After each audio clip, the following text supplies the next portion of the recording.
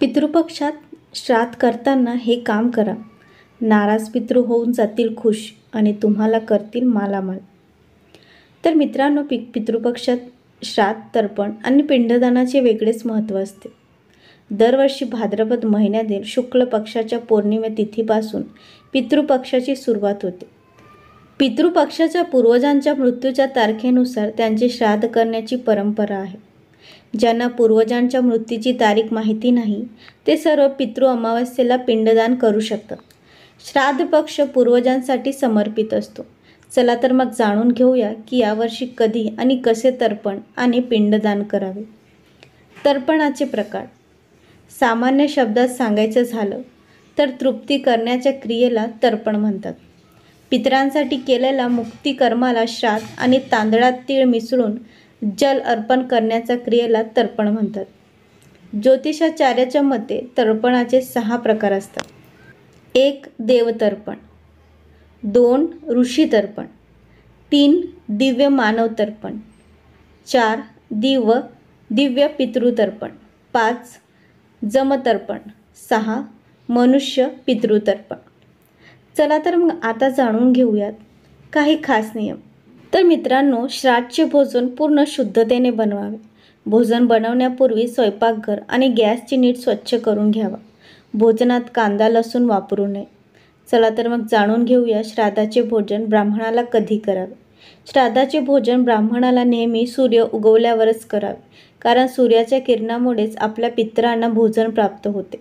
सूर्याचे प्रभाव जितके अधिक असेल तितके पितरांना भोजन उत्तम प्रकारे मिळेल. या बाबीत विशेष लक्ष द्या. ब्राह्मणाला भोजन करण्यापर्यंत आपण स्वतःही भोजन करू नये. हे आपल्या पितरांप्रती श्रद्धा व्यक्त करते. शिवाय ब्राह्मणाला भोजन करवताना शांत राहावे. काही गरज असेल तर इशाऱ्यात सांगावे. श्राद्धाचे भोजन प्रसाद म्हणून ग्रहण करावे. मातीच्या भांड्याचा वापर करावा. ब्राह्मणाला भोजन करून त्यांना श्रद्धेपूर्वक दानदक्षिणा देऊन आशीर्वाद घ्यावा. काही लक्षात ठेवण्यासारख्या गोष्टी. ब्राह्मणाला भोजन करवल्यानंतर पितरांना मनात आठवून चुकांसाठी क्षमा मागावी. नंतर आपला व्रत सोडून प्रसाद ग्रहण करावा. संध्याकाळी दक्षिण दिशेला पितरांच्या नावाने सरसोच्या तेलाचा दिवा लावावा. याने पितरांच्या आत्म्याला शांती मिळते. ज्या दिवशी श्राद्ध करायचे असेल त्या दिवशी स्नान करून संपूर्ण घर स्वच्छ करावे.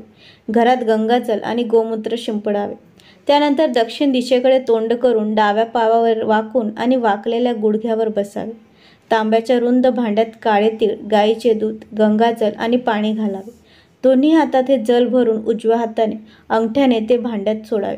असे 11 वेळा करून पितरांचे ध्यान करावे. पितृपक्षात श्राद्ध करण्याची पद्धत. 1. महिलांनी शुद्ध होऊन पितरांसाठी भोजन बनवावे. भोजन बनवताना कोणतीही चूक करू नये. 2. उत्तम ब्राह्मणाला आमंत्रण देऊन बोलवा. ब्राह्मणाला भोजन करवावे आणि त्याच्या पाय धुवून काही गोष्टी दान अवश्य करा. असे करताना पत्नी उजव्या बाजूला हवी. 3. ब्राह्मण किंवा गरिबांना भोजन देताना प्रसन्नपणे द्यावे. भोजनानंतर योग्य प्रमाणात दक्षिणा आणि इतर साहित्य दान करावे. 4. ब्राह्मणाला भोजन करण्यापूर्वी पचंबली म्हणजे गाई, कुत्रा, देवता आणि मुंगीसाठी भोजन काढावे. असे मानले जाते की पितर या 5 रूपात पृथ्वीवर येतात आणि आपल्या संततीला आशीर्वाद देतात. 5. दक्षिण दिशेकडे तोंड करून संकल्प करावा आणि 1 किंवा 3 ब्राह्मणांना भोजन द्यावे. त्यानंतर भोजन थाळी किंवा प्लेटवर ब्राह्मणासाठी भोजन वाढावे. पितृपक्षात कोणत्या गोष्टीचे दान करावे. 1. चांदी आणि मीठ दान करावे. शास्त्रात याला महादान म्हणतात. 2. अभिजित मुहूर्त आणि तीळ मुख्य घटक आहेत. पितृपक्षात हे पाळावे. श्रद्धेत पांढऱ्या फुलाचा वापर करा. 3. पितृपक्षात श्राद्ध करताना भिक्षुक आला तर त्याला आदरपूर्वक भोजन देणे आवश्यक आहे. जो व्यक्ती अशा वेळी घरात येणाऱ्या याचकाला भाग देत नाही त्याचे श्राद्ध कर्म पूर्ण होत नाही आणि त्याचे फलही नष्ट होते. पितृपक्षातील काही नियम. 1. पितृपक्षात कुत्रा आणि गायीसाठी दिलेले भोजन त्यांच्यात द्यावे. देवता आणि मुंग्याचे भोजन गायीला खाऊ घालू शकता.